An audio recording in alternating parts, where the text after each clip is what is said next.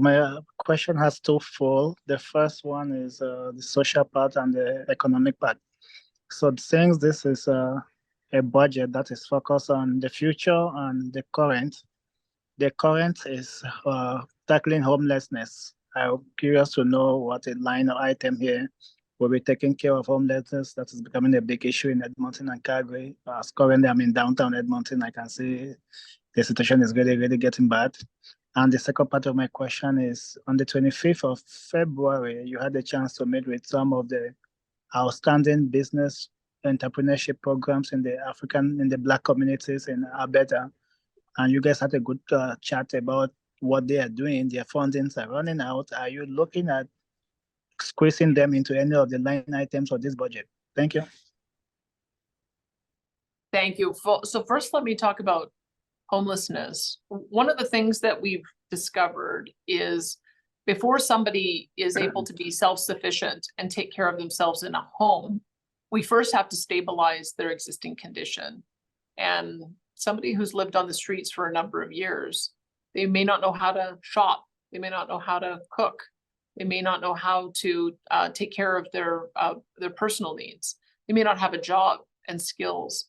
So our approach is to connect people with the services that they need for mental health support, addiction support, and then recovery support. We've got recovery communities in Red Deer and Lethbridge, and we'll be building a total of 10 more so that they can be taught coping skills and life skills and be connected with a job so that when they do get out after recovery, they're able to support themselves in a home. So we're taking a bit of a different approach that way. And you'll see a lot more progress on that as we finish our recovery communities. The approach we took in Edmonton to clear out the encampments was absolutely necessary.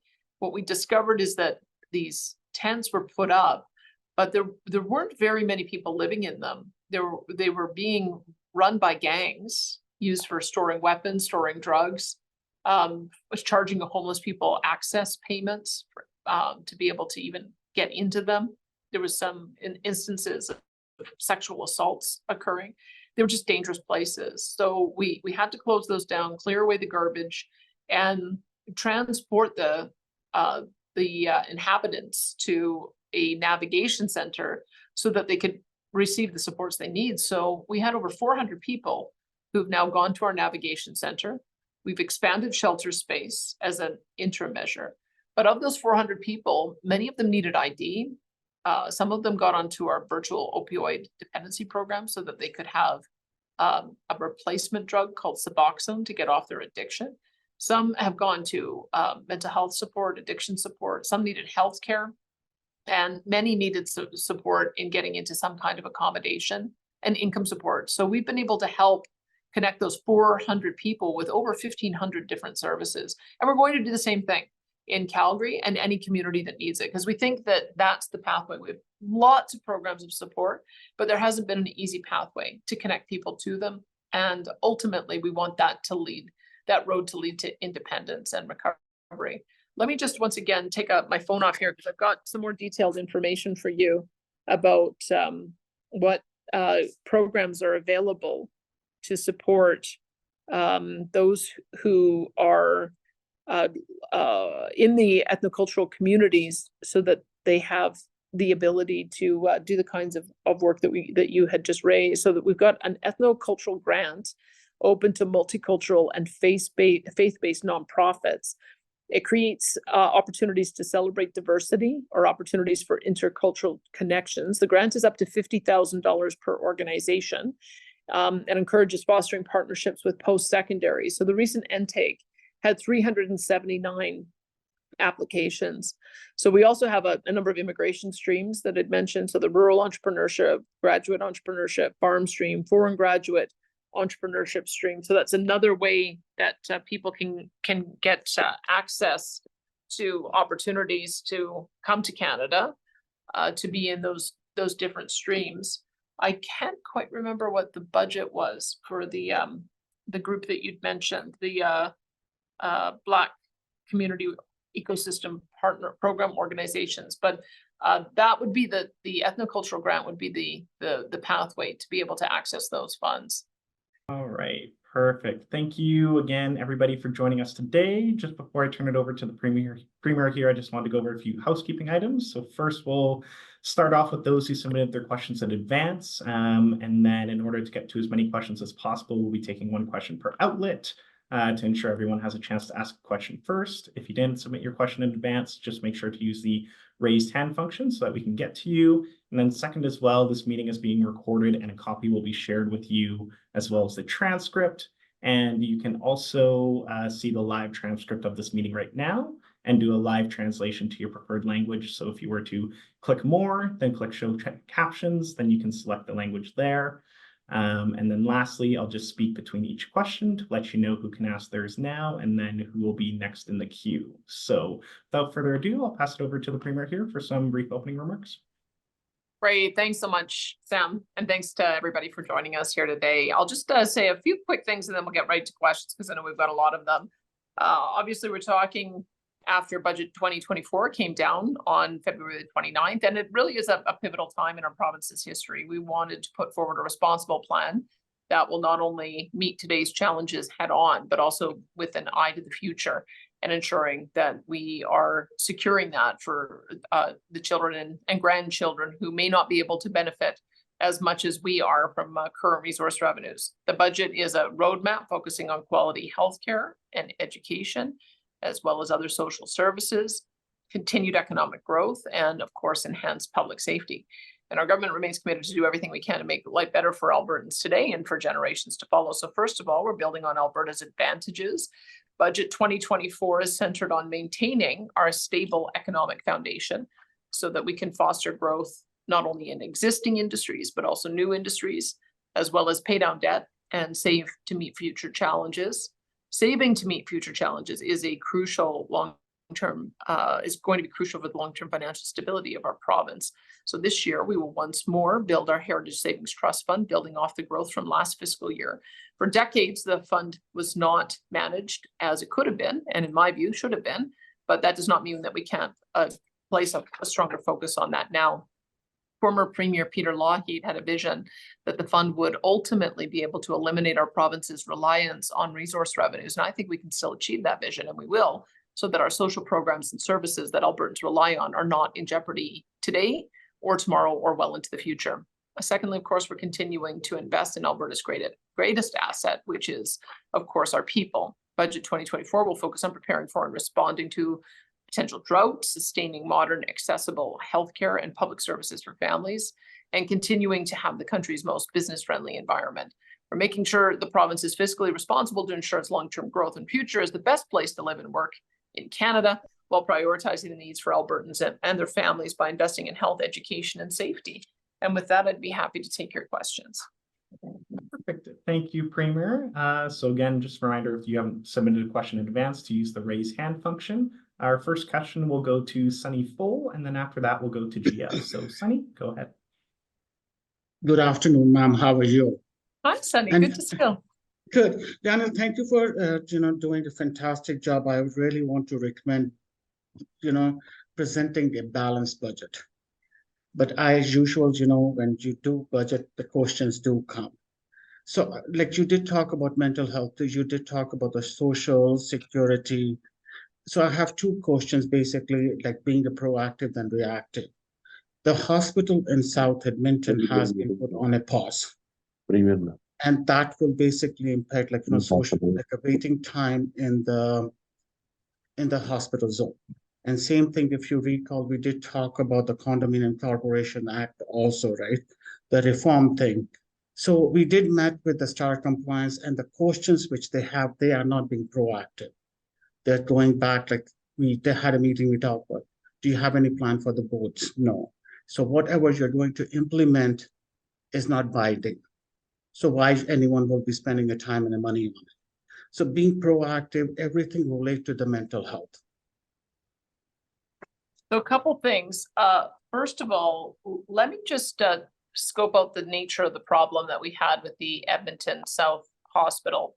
It began as a project that was going to be 1.8 billion. And then it went through various iterations. And by the time it emerged on the other end of that, it was being proposed to be $4.9 billion, which would have made it one of the most expensive hospital builds in the country. Plus, we also know that something that starts off at that level has a bunch of change orders. And so it could very easily have ballooned beyond that. And it was only going to deliver 400 new beds. So when we looked at the proposal, we realized that we needed to pause and figure out, what do we really need?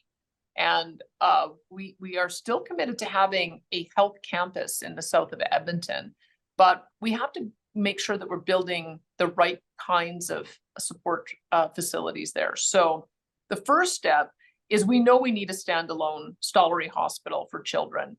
The Children's Hospital is currently spread over 4 different hospitals, mostly U of A. And if we build a standalone Stollery, that will free up 246 beds, which is almost the same amount that we were intending to build with the Edmonton South Hospital. But secondly, we also know that we have 1,547 people who are awaiting placement in other types of care facilities, whether it's long-term care, mental health, addiction. Maybe they're poor and they need some homelessness support or rental support, or maybe they just need a home care and their home renovated. So if you think about that, that's 1,547. That's 4 Edmonton South hospitals. So we think it's really important for us to make sure that we're making best use of our current space and then figure out what is needed.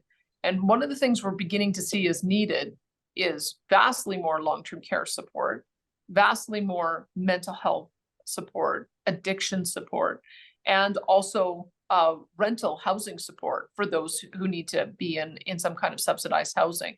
So we have to do that analysis. It just doesn't make sense to spend $5 billion on a brand new Edmonton South Hospital when we have to solve all these other problems first. So we want to make sure that we're doing it right. So it's just going to be a pause while we figure all of those things out. And I think that Edmonton is going to be very happy with the additional space that we're able to free up as we build out the Stollery and then build the right types of facilities at the Edmonton South location. So that would be the first part. When it comes to mental health, we feel as well, by splitting off mental health into its own department with Dan Williams at the helm of that. And as we start moving more of the resources away from Alberta Health Services, we think we'll get better value for the dollars there, so that we can also build our recovery communities, build more mental health facilities, and be able to support addiction treatment. So we, for instance, I'll give you an example. Our recovery communities that have 75 beds only cost $30 million to build. So you see why I'm very concerned about a hospital costing $5 billion and producing 400 beds, when producing 75 beds only costs $30 million. We could build a lot more mental health and addiction treatment if we make sure that we're building the right kind of facilities. And then when it comes to the condos, I mean, I think the whole purpose behind it is to create a better tribunal system, so that if there are disputes between condo boards and the people who own the condo units, that they can be resolved. I mean, I can tell you, I live in a strata, so I've seen it myself, where a condo board started fining people because they put Christmas decorations on their lawns. And had too many flower boxes. So I know firsthand how out of control condo boards can be and how unreasonable it is, and that there isn't an avenue for appeal. So the whole purpose behind us doing that condo review is to at least create a forum so that an owner can plead their case. They may not always win them, but they need to be able to have a fair hearing. So we are intending to do that as well. I hope that answers your questions. Thank you, ma'am. Thank you for analyzing. You did the best answer. Thank you, Sunny. Our next question will go to Gia Song, and then after that, we'll go to Amrit Brar. Go ahead, Gia. Hello, good afternoon, Premier, and good afternoon, everyone. My question is, how does the budget 2024 address challenges or opportunities within the oil and gas industry, including the market fluctuation and the environmental concern? Thank you. Yes, thank you. I mean, we are concerned that there is a lot of variability in oil and natural gas. And that's part of the reason why we have a fairly prudent estimate for what we think oil will be this year. If you look at what the market is right now, it's about $80 for West Texas Intermediate. We have put in a price figure of $74 that we hope it will average over the year. So that's one measure that we've put in place. We're also very hopeful that the Trans Mountain Pipeline will be in operation this year. That is going to add 590,000 barrels per day additional production. So it's looking pretty good. They've just called for the companies to start filling the pipeline in anticipation that it will be completed and export can begin. So that's a very positive development. But we are also looking at new ways to be able to use our existing resource, natural gas in particular.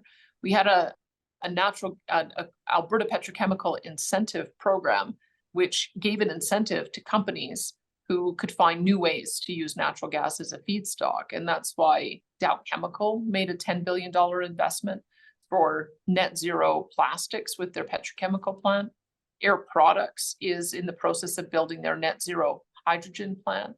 And we're working on how, with the federal government and our British Columbia friends, on how we might be able to transport ammonia on the rail line out of the Port of Prince Rupert.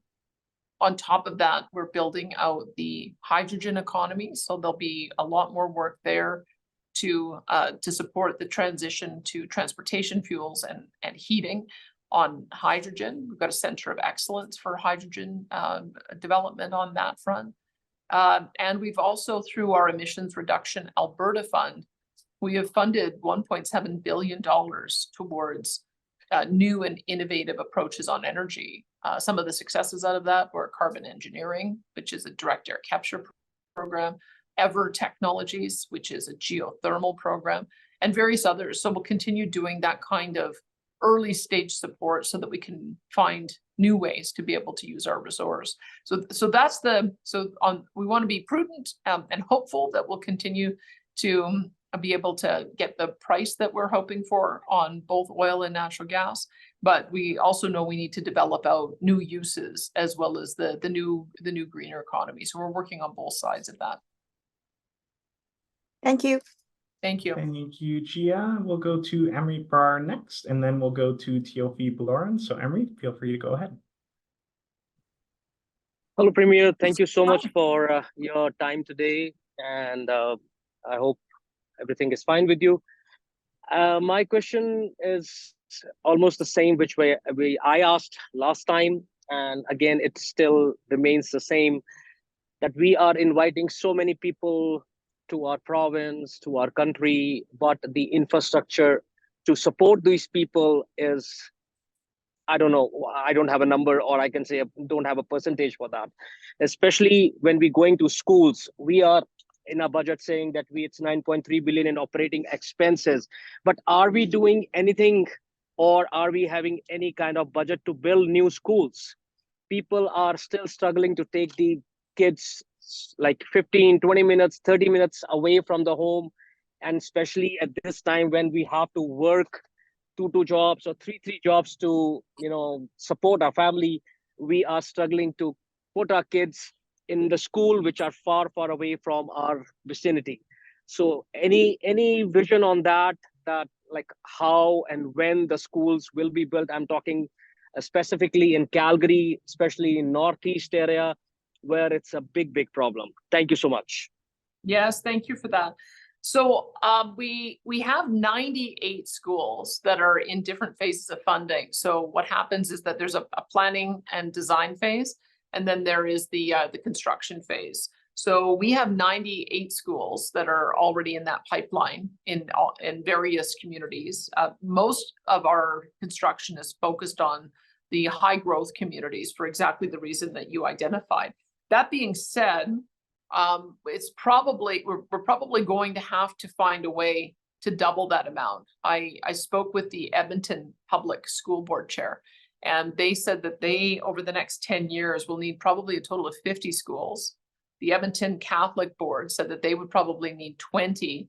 And so I suspect that we need a similar amount in Calgary, which would, take us in around 150, and then maybe 50 in other communities that are high growth, because we've got 24 high growth communities. So do know that we've got at least a 10-year horizon, 10-year time horizon on that. And part of our plan is to get the process started now. And then as we realize surpluses, then we can accelerate the construction phase of each of those projects. But I have asked my minister, Dimitrios Nicolaides, to see if there is, to get a full scope of what it is that we're going to need in the province over the next 10 years. And for us to develop a strategy for how we're going to be able to deliver on that, because we know that's essential. When people come, they come with their families, they come with kids, they need to have schools, they need to have healthcare, they come with aging parents who might need healthcare and or potentially even long-term care support. So we want to keep our province growing. We want to continue to be a place that is welcoming for people from across the country and around the world.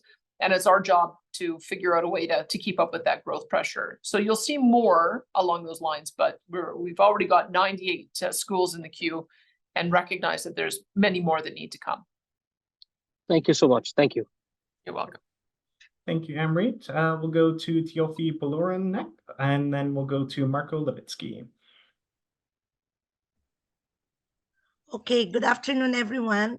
So I think some of my questions has been answered, but this is the one that I sent. So, Premier, you mentioned about the Alberta Heritage Fund that we have to start investing again because of the previous years. If we did it before, we earn a lot of money now, right? But how about if we have to invest more in our healthcare system, as what others asked? We need to have more doctors to do research about cancers and other sickness that some people has to go to other countries to perform surgeries and to be cured. So can we not include that on our the healthcare research as well in our budget 2024? So I'm just thinking maybe it's a good opportunity for us as well. I think we can do both. I mean, one of the things I would say on the Heritage Savings Trust Fund is it generates about $1 billion worth of income each year. And governments have just been taking that $1 billion out every year. And it doesn't allow for compound interest for it to grow. So what I've asked Albertans to do is just give me the support to keep that $1 billion in the Heritage Savings Trust Fund, so that it can grow over time, just like your RSP or your retirement savings. If you keep that money in, then after 10 years, it can double just with the investment income. And then it can double again after another 10 years. So I can foresee how by 2050, just by keeping the investment income in the fund, we would be able to grow it to $125 billion, which would generate anywhere between $5 and $7 billion a year in revenue. So it's a way of us creating a new source of long-term revenue when we may find that our resource revenues are not generating as much. So I think that's really important, that we just have the discipline to put aside $1 billion and allow it to continue growing. We already do have a medical research endowment fund that has money in it that is called the Alberta Heritage Foundation for Medical Research. So it's also a pot of money that generates income each year.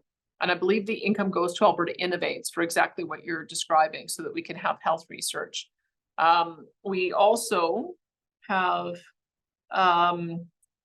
just on the general fund that we have for healthcare, we've increased our healthcare spending so that combined capital and operating, we are now over $29 billion. It's the highest amount of healthcare spending that we've ever had. So that's why I say we can do both. We can we can keep $1 billion in the Heritage Fund so that it can grow over time, so that we have the money to be able to ensure that we can safeguard the future. But we also know that the number one goal and the number one program that we deliver as a government is healthcare. And so we have to make sure that we're continuing to invest in healthcare.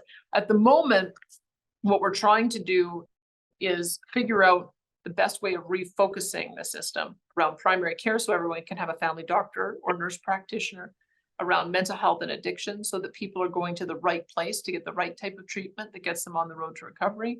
Long-term care, so that people aren't waiting in hospital, that they're able to get out into an appropriate facility, and then make our acute care system focused on getting people efficiently through on the emergency side, but also eliminating the wait list for surgeries. So I feel confident that we can do all of these things. And so I believe we got the right balance here, and we'll see over the course of the next year as we do our restructuring what our health minister recommends for next year's budget. Thank you, Tiofi. Now we'll go to Marco Levitsky, and then after that we'll have Giuseppe. Go ahead, Marco. Oh, I don't hear any sound coming from Marco. Sorry about that. I had myself muted. There we are. Thank you very much, Premier, for inviting multicultural media. I have two questions which I sent earlier. The Alberta Nominee Immigration Program has been temporarily closed. When do you expect to reopen it, and it will be the other pathways for displaced Ukrainian newcomers to attain permanent residency? And will the Alberta government be extending the Alberta Health Care Plan beyond April 30th for displaced Ukrainian newcomers? Thanks for the question. I just have a little more information on the last question that I was looking for this amount as well. On cancer research and prevention budget, 2024 also has 25.82 million to support cancer prevention, screening, education, and research. We've also put in $10 million for the Alberta Women's Health Foundation Legacy Grant to support research into cancer, heart disease, and other women's cancers. And then the Calgary Health Foundation's also receiving matching funds of $5 million this year, and then $5 million in 25-26. So for a total of $20 million. So those are some of the additional ways that we're supporting research. Sorry about that. So then on the issue of the Alberta Advantage Immigration Program, you may know, if you followed my what I've said about our provincial nominee program over the years, is that I feel like we should be a lot more aggressive in using our temporary foreign worker program as a bridge to permanent immigration. In Quebec, 55% of the newcomers to that province are chosen by the provincial government. In Manitoba, which is a smaller province than us, 20,000 newcomers to that province are chosen by the province for agriculture purposes. So when I came in, I discovered we were only bringing in about 6,500 people through our provincial nominee program process. We've increased that. So we are now going over 10,000 provincial nominees this year. So we're getting there, but I have just instructed my immigration minister, who is meeting this week with his counterparts, that we really need to increase that to 20,000 as quickly as possible, and ultimately be similar to Quebec, where 55% of the people that we choose or that come to Alberta are chosen through the provincial nominee program. And the reason for that is because we have we've got so many people who want to come here. So the stream that you're talking about in particular is, let me just find the details on it here. Sorry. I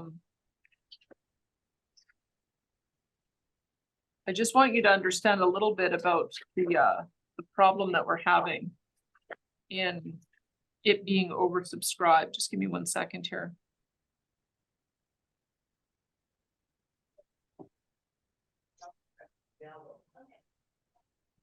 Yeah, hang on a second. I just need to look up my notes here.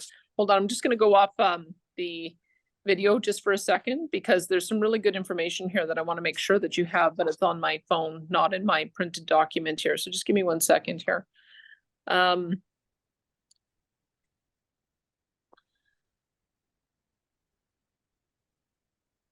Okay, sorry about that. So we put a temporary pause on February 15th, because it'll take it until at least April 1st to assess the applications on the Alberta Opportunity Stream. The pause is going to enable us to focus our numbers on the priority streams that we have. So we want to try to fill labor shortages in healthcare, technology, construction, agriculture, tourism, hospitality, and other in-demand sectors. The Alberta Opportunity Stream has been very, very popular. It received an unprecedented number of applications in January.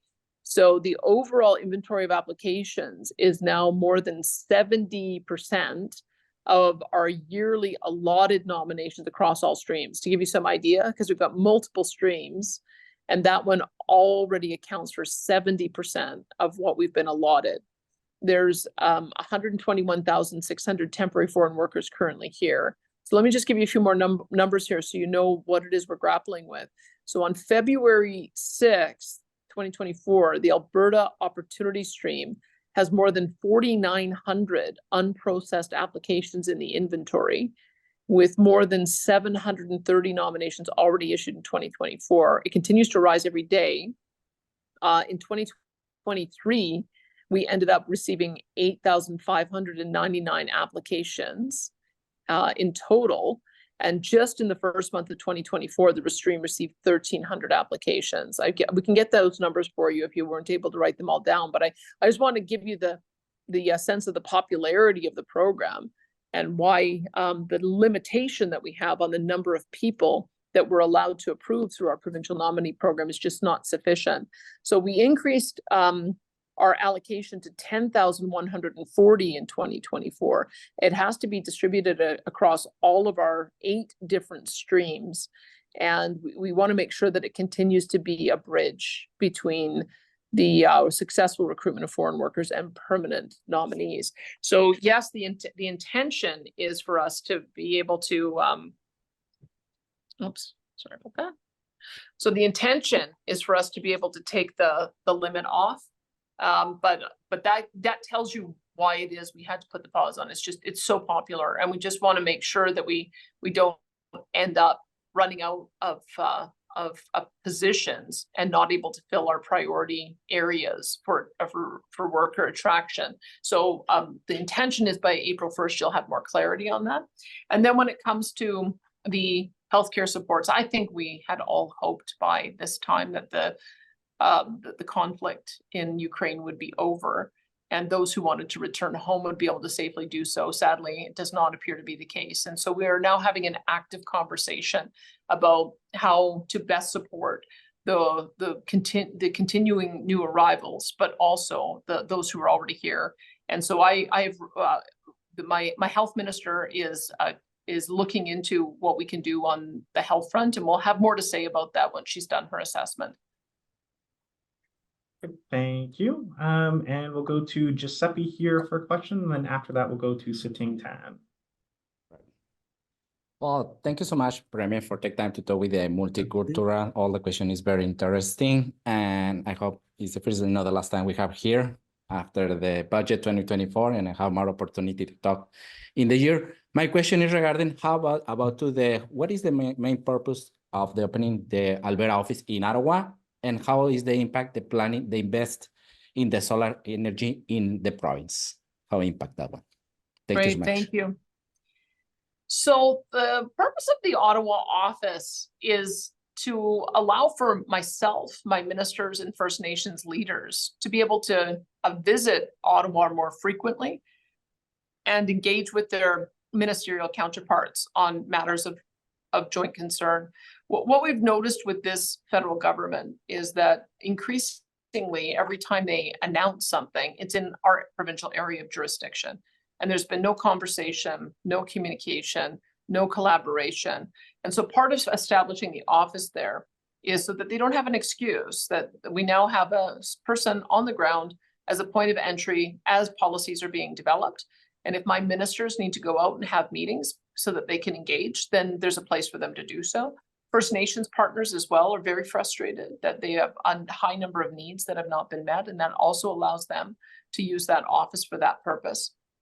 And it'll also allow me, when I go out, to have a place to do work, have meetings, meet with those who might want to do business in our province, meet with national organizations that are doing lobbying and want to make changes not only at the federal level, but also at the provincial level, make it easier for them to engage with our government. Those are the main reasons. And frankly, we did have an Ottawa office in the past. I think Ralph Klein was the first one to set one up, and Quebec has one. So that will allow us for us to have a collaboration with our other provincial counterparts. So those are the reasons for it. When it comes to solar, there'll be a lot more to say on solar energy. What we're trying to move towards is a system that makes sure that we've got the right energy being produced in the right place. And we have seen a number of solar installations go in that take up quite a large amount of land, and we want to make sure that they don't use prime agriculture land. There have been other jurisdictions, in fact, where there have been lawsuits when solar installations have gone on to prime agricultural land and sterilize that land. So we want to avoid that. And we want to incentivize installing solar in places where there's already existing infrastructure. It's very, very expensive to build transmission lines.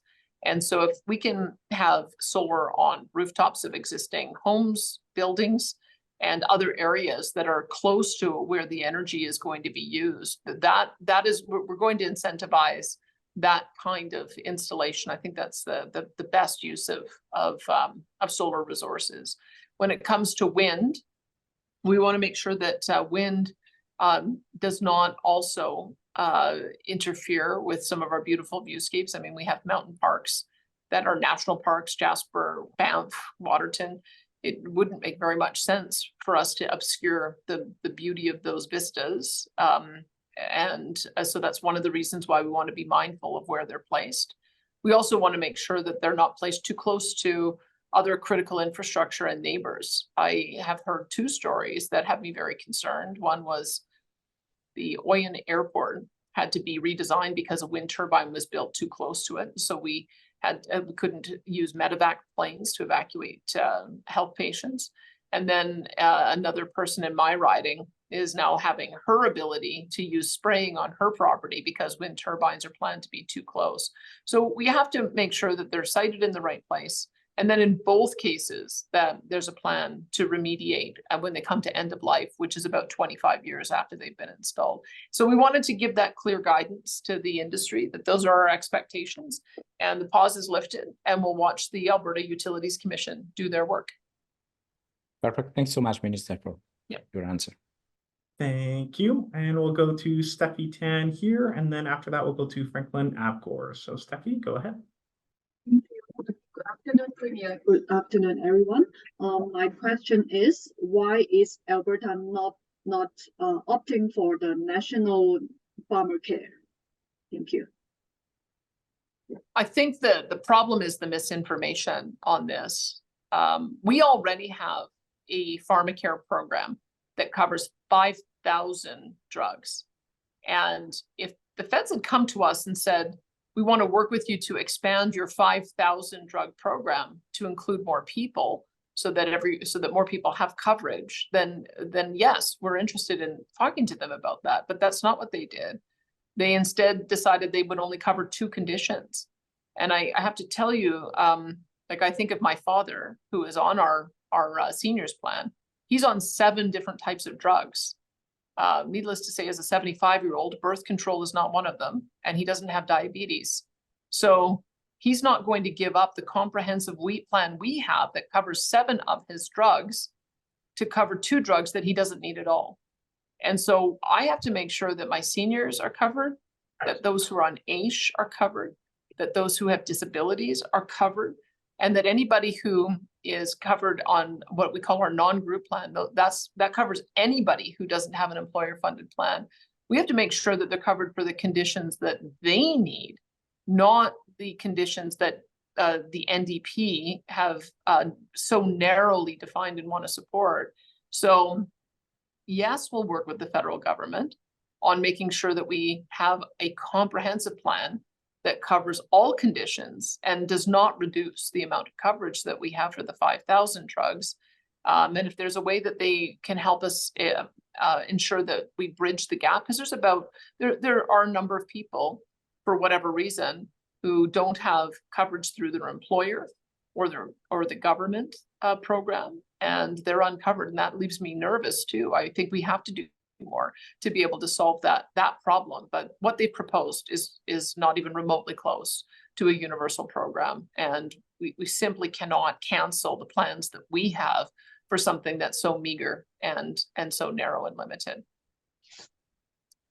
Thank you, Stephanie. And we'll go to Franklin Abwar here, and then we'll go to Flora Dang after that. Go ahead.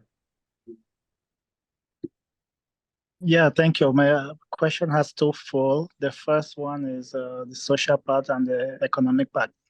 So since this is a budget that is focused on the future and the current is tackling homelessness. I'm curious to know what a line item here will be taking care of homelessness that is becoming a big issue in Edmonton and Calgary. Currently, I'm in downtown Edmonton. I can see the situation is really, really getting bad. And the second part of my question is, on the 25th of February, you had a chance to meet with some of the outstanding business entrepreneurship programs in the Black communities in Alberta. And you guys had a good chat about what they are doing. Their fundings are running out. Are you looking at squeezing them into any of the line items of this budget? Thank you.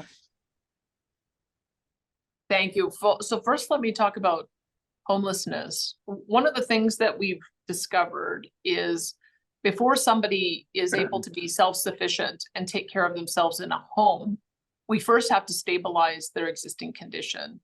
And somebody who's lived on the streets for a number of years, they may not know how to shop. They may not know how to cook. They may not know how to take care of their personal needs. They may not have a job and skills. So our approach is to connect people with the services that they need for mental health support, addiction support, and then recovery support. We've got recovery communities in Red Deer and Lethbridge, and we'll be building a total of 10 more so that they can be taught coping skills and life skills and be connected with a job so that when they do get out after recovery, they're able to support themselves in a home. So we're taking a bit of a different approach that way. And you'll see a lot more progress on that as we finish our recovery communities. The approach we took in Edmonton to clear out the encampments was absolutely necessary. What we discovered is that these tents were put up, but there weren't very many people living in them. They were being run by gangs, used for storing weapons, storing drugs, was charging the homeless people access payments to be able to even get into them. There was some instances of sexual assaults occurring. They were just dangerous places. So we had to close those down, clear away the garbage, and transport the inhabitants to a navigation center so that they could receive the supports they need. So we had over 400 people who've now gone to our navigation center. We've expanded shelter space as an interim measure. But of those 400 people, many of them needed ID.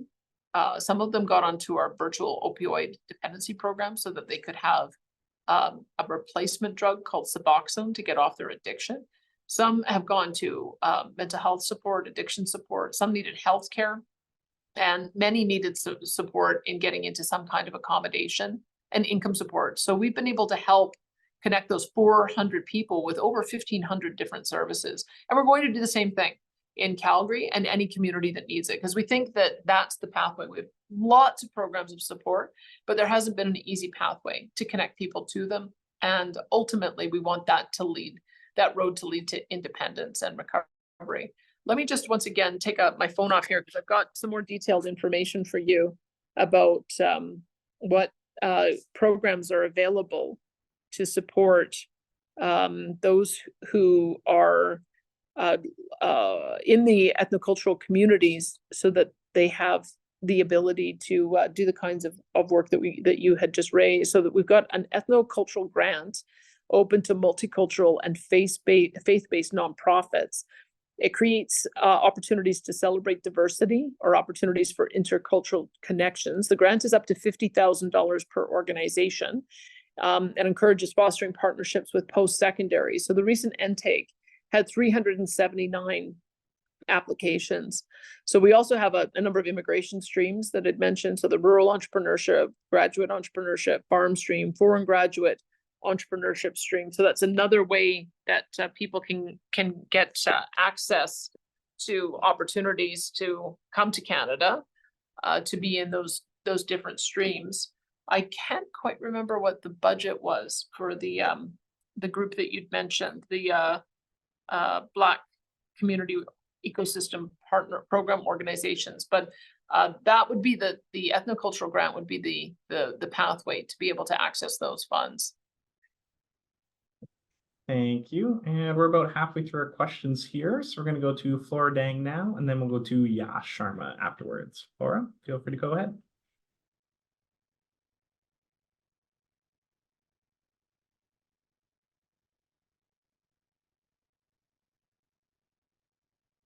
And Laura, we'll just come back to you after this. If you're not ready, we're going to go to Yash Sharma if you want to go ahead with your question. Honorable Premier, I have a couple of questions. The surplus of $367 million in 2024-25, could Albertans expect some relief toward high cost of living? And second is, ethnic media is struggling to exist and service Albertans. What help can we expect from the government? Can you ask the second one again? You know what? Ethnic media is struggling to exist and service Albertans. What help can we expect from the government?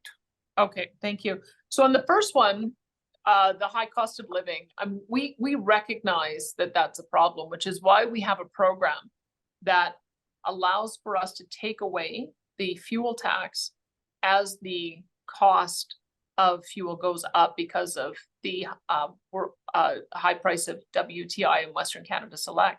It was over $90 a barrel last year, which is why we took the program, why we took our fuel tax off. When the oil prices are low, the price that you pay at the pump also comes down. So that's when we put the tax back on. But we're going to continue to watch that, because if the price goes up, we'll make sure that we're flexible. And that's going to be a permanent program. It will always be the case that when prices get too high, we take the tax off. When prices begin to go low, we'll bring the tax on. So that's one way. We also did a major review of electricity, and there'll be more changes that will be announced so that we can keep the cost of electricity in the band that is affordable for people, like the 7 to 11 cent a kilowatt hour. That's what we're aiming for. And my minister announced sort of the first step towards that. He's got more to announce on March the 11th. And that with 2,700 new megawatts of natural gas coming on stream, we believe that will keep that price low. When it comes to insurance, we told the insurance companies that they could not increase the insurance premiums on good drivers more than inflation, because that people expect, if they're a good driver and they've got a good record, that they shouldn't be seeing big increases. So that's one way that we've protected people on insurance. We've got more work to do there, and we're looking at other programs around the world so that we can address the underlying problems with the system that has made insurance so expensive. We've expanded our rental subsidy program so that more people can qualify for rental subsidy. We think it's important that we continue to build more rental units and build more houses so that we will have both affordable and attainable housing. So rental subsidies is the way to make sure that developers continue to want to build new homes. We are also partnering though with the home builders, so that we're spending $840 million over 3 years to build more affordable housing as well. So that's another approach that we're taking. We also indexed the support payments for assured income for the severely handicapped, seniors benefit, and other programs of that nature so that it would go up and keep up with inflation. And we also began re-indexing our tax brackets again, so that there's $1 billion worth of savings this year just by indexing the tax brackets, and we'll continue to make some indexing changes there as well. The reason why you can see we had to put off the implementation of the personal income tax is because we're very close to running a deficit. Personal income tax cut, so that we promised during the campaign, would cost about $1 billion. So we have to do a couple of things. We have to make sure that we're slowing the rate of increase in spending, and we have to see what happens with oil and gas prices first before we deliver on that program, because we can't go back into deficit. If we go back into deficit, that just continues to add to debt, continues to add to finance charges, which continues to take more money away from the programs that we need. So we wanted to make sure that we're giving relief, but doing it in a way that is going to be affordable. So those are the things that we're doing on that front. When it comes to assisting with media, I can say, hold on, I think I have an answer for that one too. Just give me a second here. Yeah, just hang on a second. I'm gonna have to look up another one of these. I had my staff give me some background on this because I thought you had some specific questions. So I wanted to make sure that I had specific answers for you. Just give me 1 second here. One thing that we do when we do our government advertising, we try to make sure that we're looking across all of the different ways that we can reach out to communities, and we try to also do as much translation as possible. So maybe I'll get you to follow up with Sam Blackett afterwards, so that he can tell you when we're doing those big programs how you would get your particular agencies connected with our department, so that we can look at ad purchases. So Sam, you'll have to follow up on that. But we also do have the Ministry of Technology and Innovation providing $5 million in funding to the TELUS Community Safety and Wellness Accelerator. And that has a goal of addressing social and safety challenges. In the first cohort, the accelerator provided up to $200,000 to several companies that use technology to combat misinformation, hate, and racism. So that's through the Technology and Innovation Ministry. I'll just, if you want to look into that, that's the Community Safety and Wellness Accelerator. That might be one avenue. The ministry also provides a free digital literacy program for Albertans that will help them to use technology, but also to use it in a safe fashion so that they can get accurate information and it's up to date. That was launched in conjunction with the federal government. So those are a couple of the things that we've done. But just follow up with Sam, and he'll put you in touch with Jonah, who's in our public affairs division, and manages the purchase of ads for our public interest campaigns. Thanks, Yash. We'll come back now to Flora Dang. Flora, if you want to go ahead with your question, then we'll go to Marietta Gan. Okay, thank you. I just ask now lots of university students study with working and study online. I just ask this group how to have some business for support. So we do have scholarship support or student loan support, pardon me. We have student loan support regardless of whether you are in a university where you attend classes or if you're online. Athabasca University is, I think it is our largest university. In fact, it's got more students registered there than any of the other universities. And so I would just encourage people to apply just as they would to any other land-based university for both student loans and scholarships. We treat them the same. Okay, thank you. And we'll go to it was Marietta. We'll go to your question next here, so feel free to go ahead. And then we'll go to Duran Adam. Good afternoon, Premier. My name is Marietta, and I'm representing the Asian Media Federation of Canada. And my question is, you just recently issued that education now supports a 9.3 billion in operating expenses and a 4.4% increase for 2024. Now, the question is, where will this budget be? Because many career colleges in Alberta, we all understand, exploits the access to provincial grants and loans. Some are now on audit. However, what does the government going to do to rectify or protect the tax-paying Albertans? As well as what are the repercussions for these career colleges with allowing our ballooning loans for education sector? Thank you. Thank you for that. So the $9.3 billion budget is for K-12 education. So we don't have any of the private career colleges in that area. So that would be one way in which we are assured that the money goes to where it's needed. That money, most of it, goes directly to school boards, and then school boards support their various schools within their district. So there's quite good oversight of those dollars.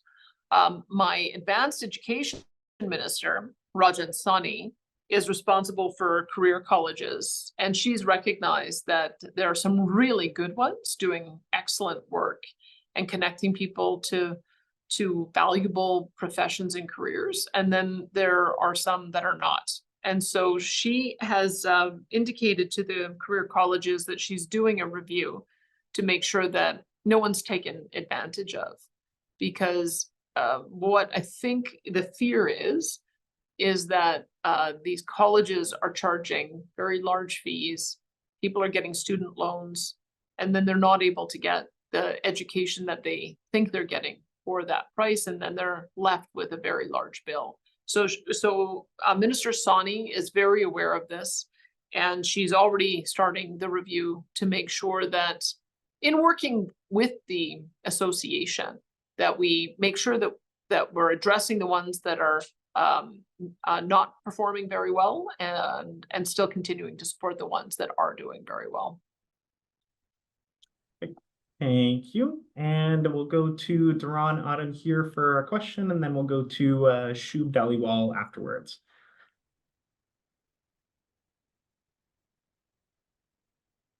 And feel free to go ahead, Duran. Hello.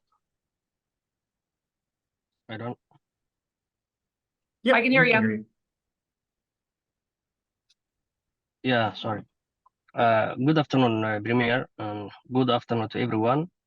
First of all, thank you very much for this opportunity. I have two questions, but already you answered one of my questions. The second question is, according to Immigration Canada, more than 30,000 immigrants arrived in Edmonton in 2023, and it is expected that over 40,000 immigrants will arrive by 2025. However, many of these newcomers are facing unemployment challenges. How can the 2024 budget address these challenges and support newcomers and other Albertans in finding employment opportunities? Thank you very much. Thank you for that, Duran. One of the things that we discovered, because we had to bring in a very large number of Ukrainian evacuees in a very short time. I think we're at 51,000 people who've come here in about the last 2 years, that we needed to set up translation services. So we've got a hotline. We needed to have a website that had resources for finding jobs and training in their own language, in their principal language. And we had to work with an integrated network to make sure that all the organizations providing support knew about each other. And I think we got feedback from about 200 different groups that were coordinating with each other. So I think many of the people who are going to continue coming here are going to be from the Ukrainian communities. So that infrastructure has stayed in place. It did make me think, though, that if we're able to provide that level of support for one type of cultural group, can we replicate that in other areas so that we have the ability to get services in the home language, English as a second language, learning support, and the information about how to get connected with jobs. So that's all part of what we're doing within the Ministry of Citizenship and Immigration to find, because the starting point really is making sure that if you've got good English language support and you're able to communicate, that's sort of the first stepping stone into getting a good paying job.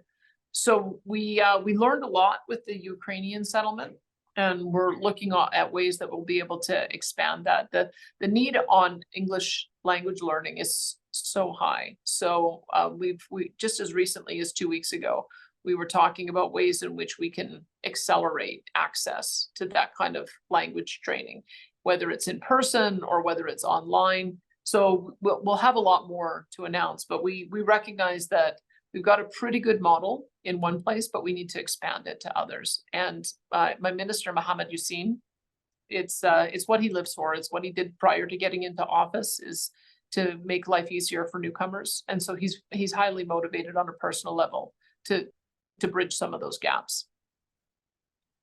Thank you, Premier. Thank you. Perfect. Thank you. And just 1 second here. And now we'll go to Shu Badaliwal, and then after that, we'll go to Sam Nomura. Hi, good afternoon, Premier. Hello. So people of Calgary are really struggling with the high electricity bills because of the local excess fee. And every time the question is posed to the city council, they say they are waiting for the provincial review of the electricity rates. So what's the status of the provincial review, and can you give an insight on that? Yes. The Calgary is the only one who charges its local access fee based on the price of power. And so when the price of power spiked, the amount of taxes that Calgarians were paid spiked also as well. To give you an idea, they budgeted to receive $107 million in the local access fee, and they received an extra $165 million last year.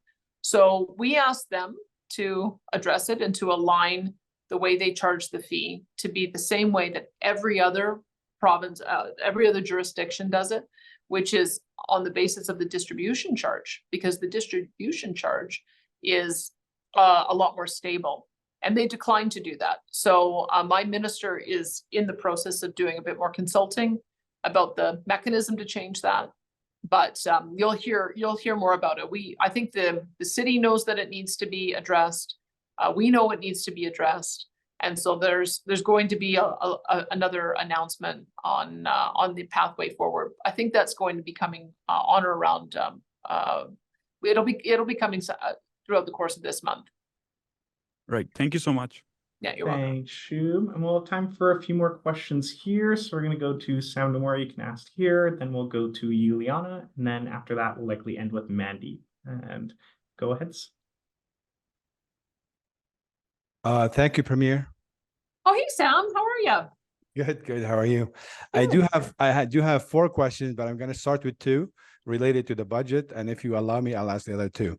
The questions for you is, I noticed 1 week before the budget 2024 was released, you make a public announcement warning Albertans that this year is going to be, or the new budget is going to be less, and we're going to have new numbers that's not going to be comfortable with the rest of the people. My question is, why this heads up was so important to your government to warn people that the new budget is not going to be as anticipated, or at least there's a surpluses is going to be different, and you link that also with the Heritage Fund. So I just want to understand why there was a need to warn us, because it sounds like there's more bad news coming down it too, but that's how I felt it. And the other question is related to budget, about the 200 tax on electric vehicle. Don't you think that was a little bit on the low side? And if so, why it was too low? $200 for maybe a $60,000 or $100,000 vehicle.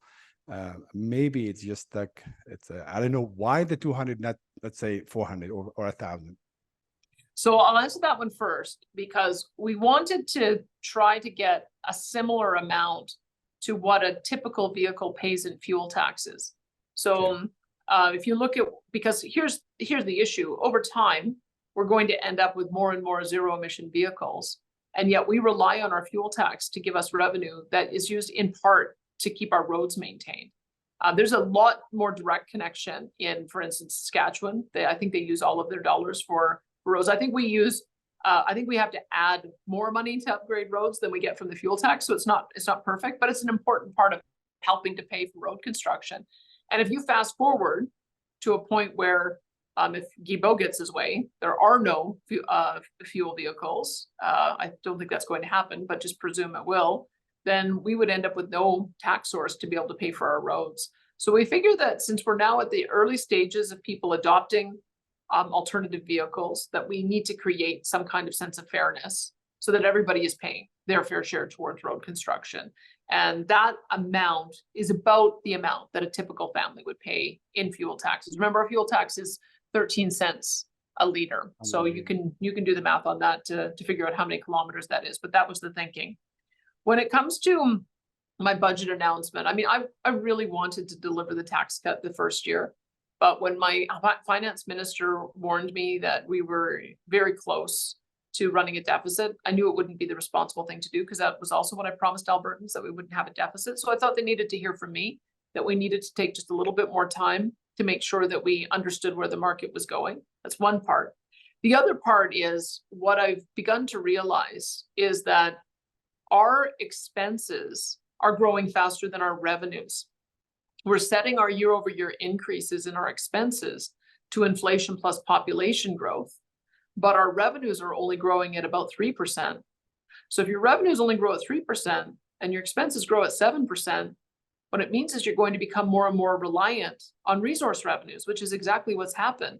We now spend $17 billion worth of resource revenues.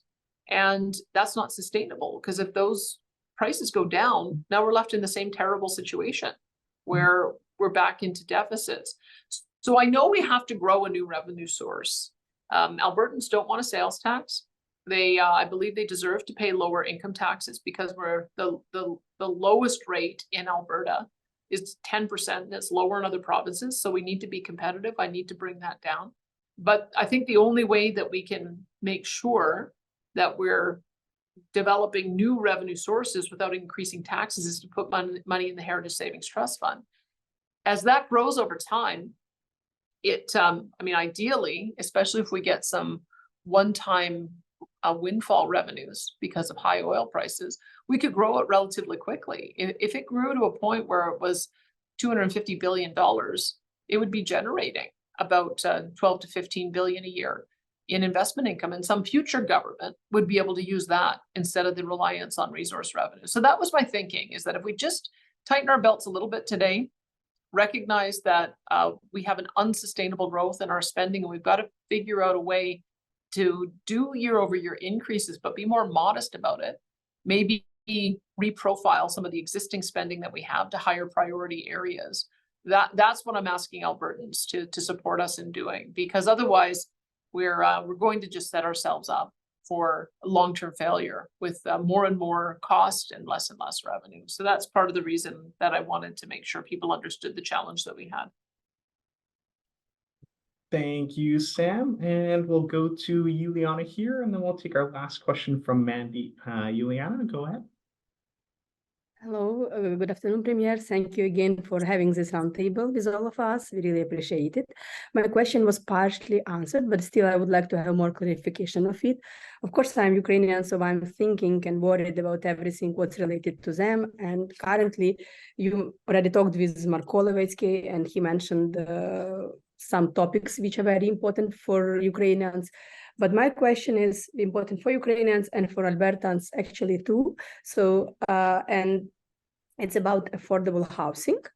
So how the budget 2024 meant to solve the problem with this affordable housing? You mentioned earlier that 40 million spent for more affordable houses during the past 3 years in your program, and there is rental subsidy. Can you tell me, please? I tried, while we were having this roundtable, I tried to find and browse the information on the internet. I couldn't find much clarification about it. If some of your team can send more information for me about it, I would really appreciate it. And tell me, please, how real people, like just people, how can they benefit out of these programs? Yeah, there's sort of, we think that there's sort of 3 different problems that we're trying to solve.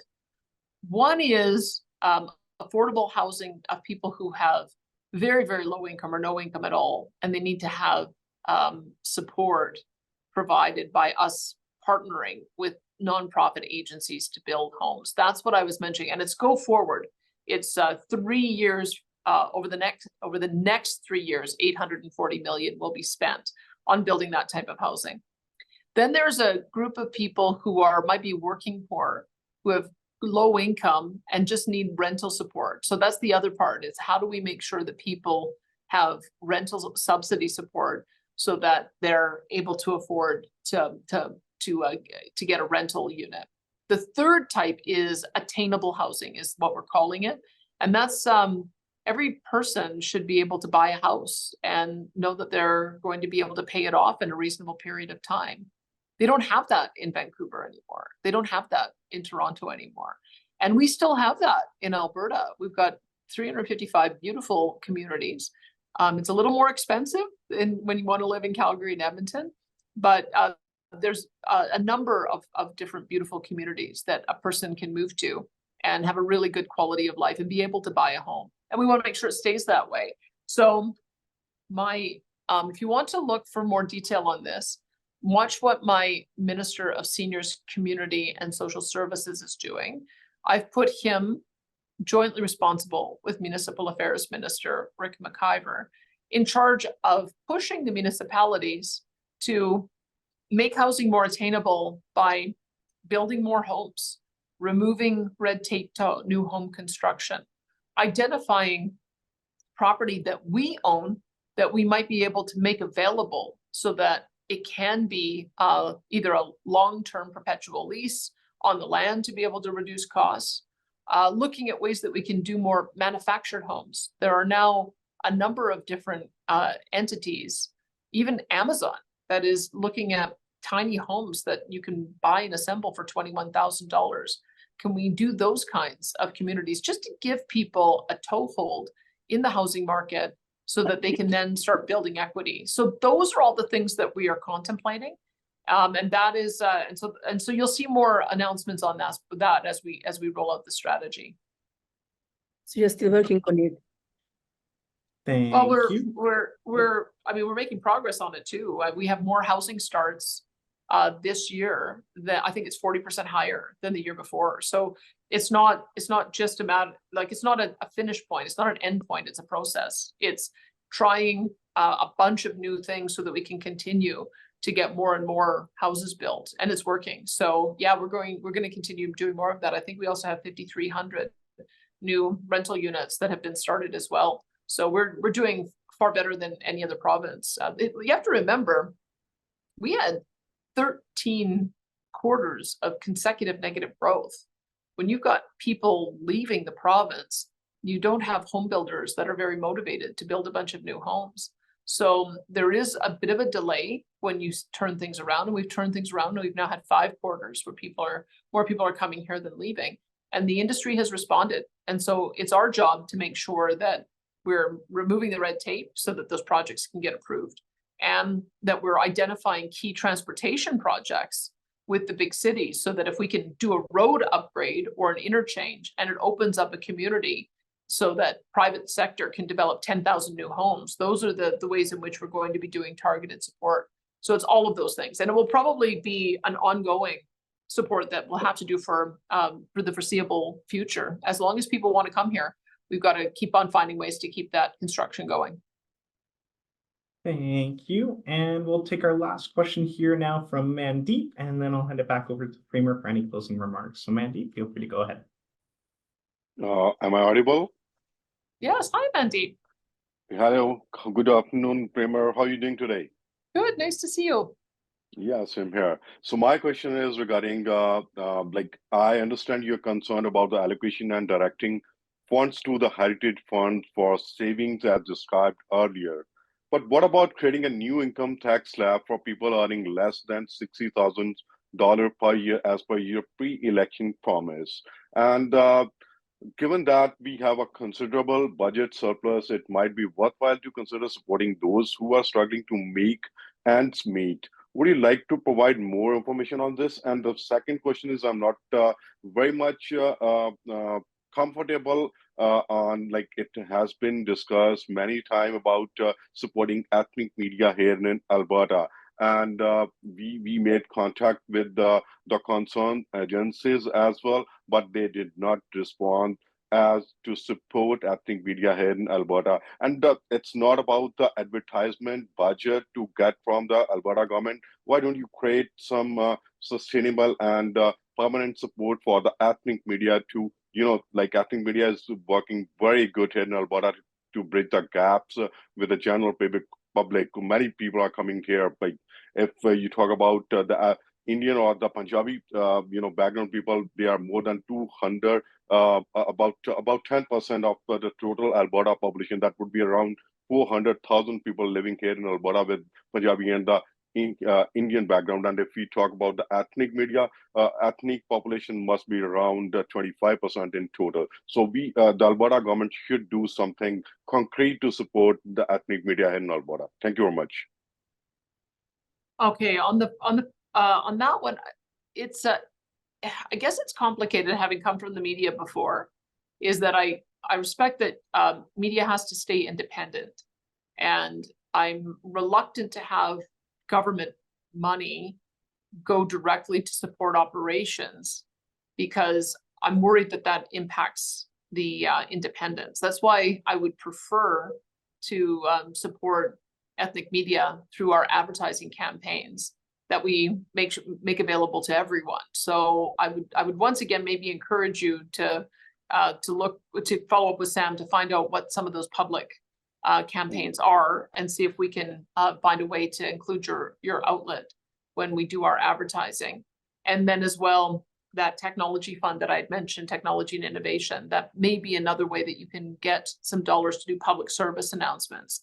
So those are a couple of the things that we've done. Maybe there's more we can do, but I would say we're not actively discussing any kind of direct operational grants to support media of any type. So I'll just put that to you so you know the approach that we're taking.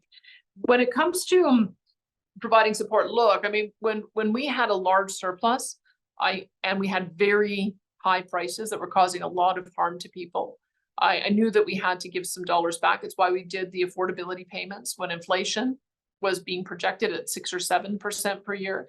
It's now down to in the 2 to 3% band. So we wanted to be able to step in when things were at the worst for people.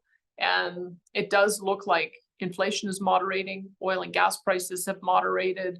Our electricity prices are moderating. And so we are on standby to be able to help in ways that aren't going to fuel any inflation crisis. Sometimes when governments spend too much money, that's what fuels inflation.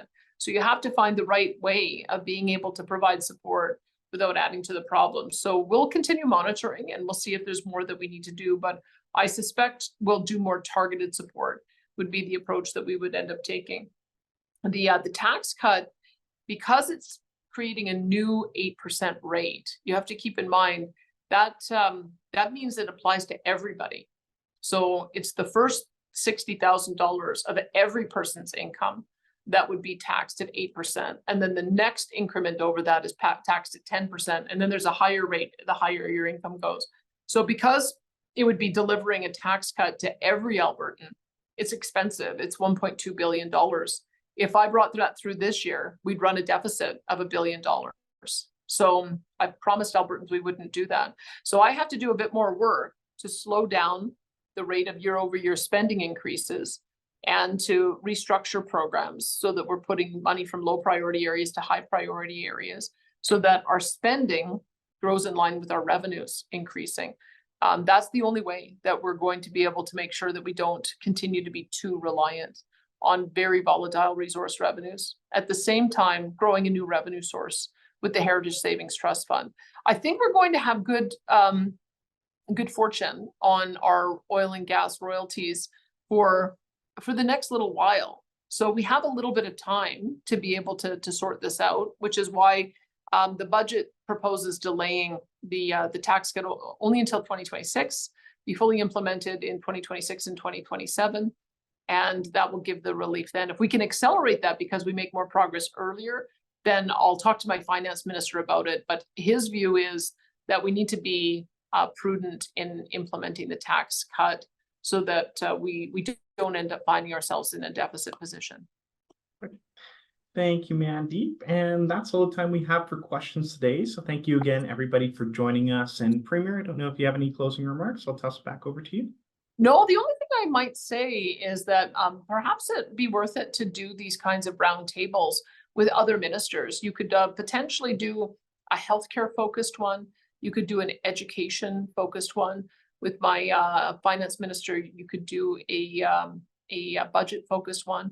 So just so that you always have access to somebody in my government to answer questions. Maybe if you want to follow up with Sam, maybe you can arrange to do these kinds of roundtables with other ministers, because it seems like we only get a chance to talk a couple of times a year. And I think it's important that you can get the information that you need so that your audiences know what the kind of things that our government is up to. So I hope that you'll follow up with Sam on that. I'm looking forward to the next time we schedule another one of these. And thanks so much for your interest today.